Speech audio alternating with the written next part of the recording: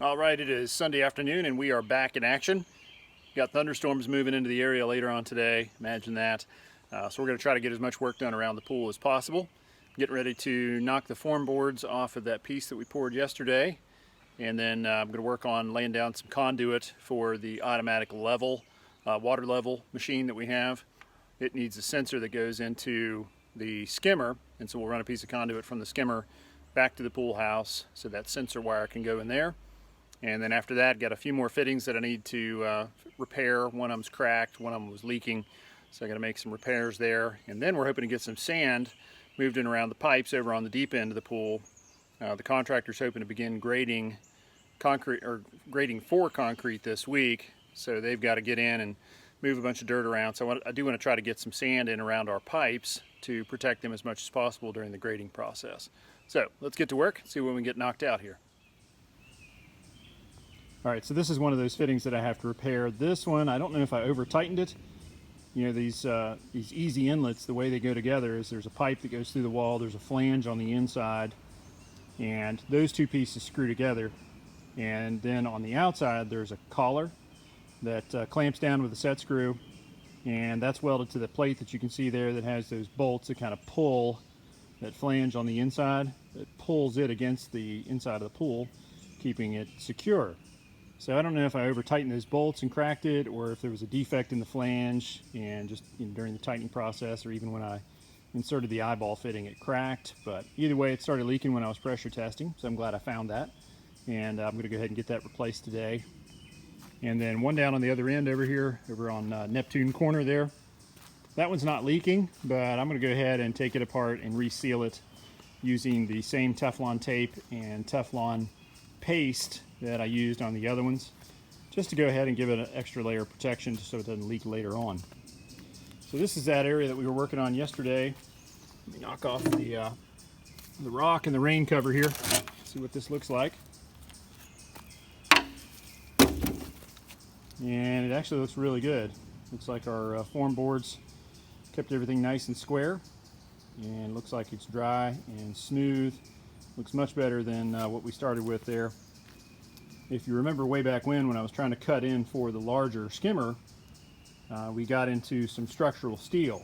There was a bolt sticking up through the concrete block, and then a piece of plate steel was laid down over top of that, and then it was all bolted together. And then there was rebar that running across it, and that was all wired together. So when I got into that, I realized it right at the end when I was trying to clean up and get ready to set the skimmer. I found that steel as I was grinding the concrete away, getting ready to set the skimmer. Realized that that was there, didn't want to cut through it, so then moved it over 2 inches this direction and got the skimmer put in place, but then that left us with a gap in the concrete beam on the top of the pool, which was no good.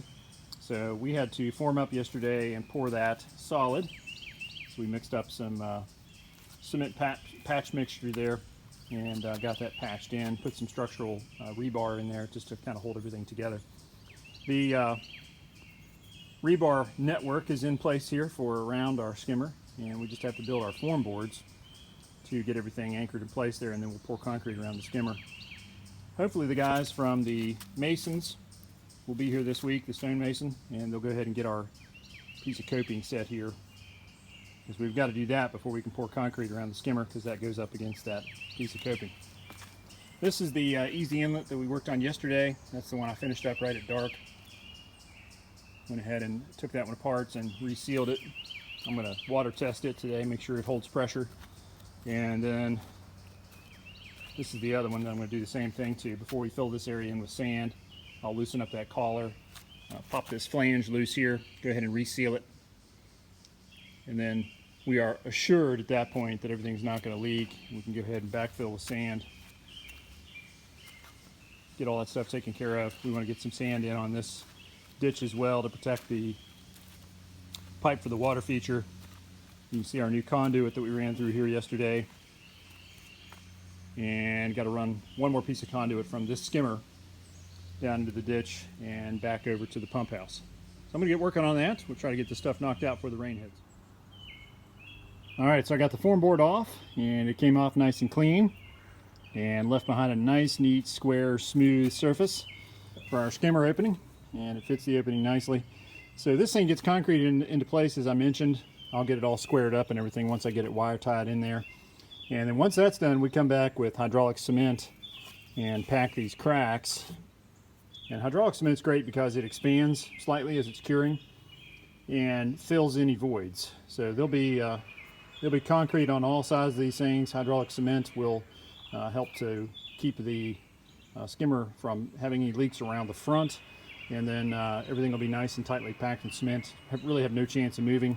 And then we come through with plaster, and we slick the opening here, and then we'll have tile, of course, on both sides. Got a couple little places I got to fix here because of my tap cons for the form boards, but whatever, that'll be an easy fix. Just mix up a little of that mud base, slick that up a little bit. So got that done. Now I'm going to move on to the next project, which is working on these drains, or these returns in the walls, and also on our conduit. The sky's getting kind of cloudy up there, so I'm not sure what the weather's going to do, so I'm going to keep moving quickly. So this Hayward skimmer actually came with an auxiliary port on the back that you could use for an overflow drain or some other feature in your pool, and I'm actually going to use it to run electric for the sensor that goes inside the skimmer that picks up whether or not the pool is low on water. So we're going to run the conduit out of the hole there and then over into the ditch, and then that'll go back to the pump house with everything else. And so we'll be able to run our sensor wire through there. So that auxiliary port actually really turned out useful. All I had to do was just drill it out. It came with a little blank there, and you just drill it out and then put it to use. So I got the first piece, that sweep, drilled in there. Now I'm going to go down into the ditch a little bit and then turn back across toward the main ditch. All right, so we got the conduit finished. Pretty slick stuff. It just glues together using solvent welding, just like PVC pipe.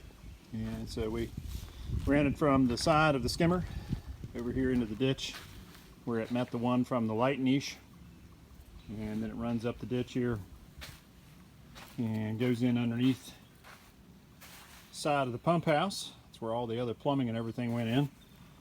Can't see it now because of the sand, but you can see it on this side. Just got them stubbed up here. Come in at a later date and fish the wires through there, put some braces and anchors and stuff on those, keep them from flopping around. But that's going to look really good. That'll provide us the opportunity to change stuff out in the future without having to bust up the concrete. And then we just took apart the return jet over here, one of these EZ-inlets. Just took it apart and reassembled it. Dad's here, give me a hand. This one, the original,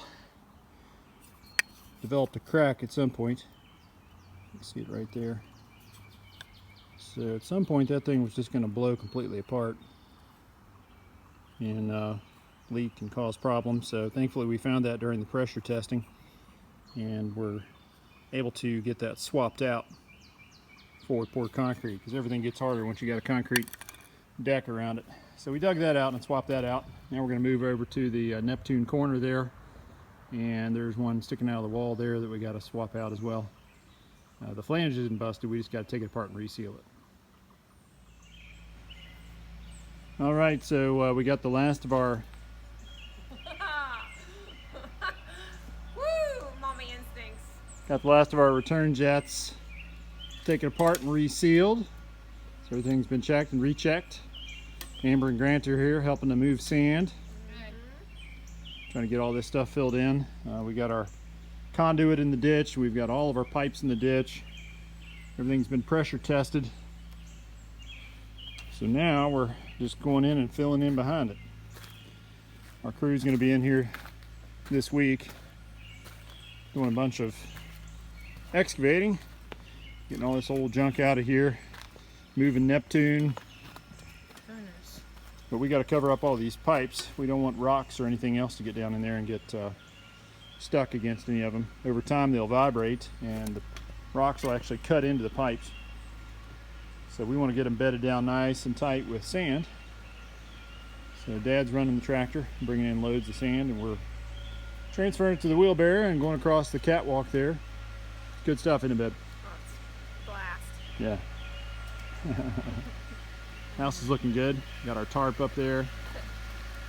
Yeah. It's one step less than janky right now. Yeah, that's pretty janky. Hopefully the siding and soffit people will be back soon to finish what they started there. The old vines add an extra special touch. Yeah, boy. And as rough as it looks tremendous.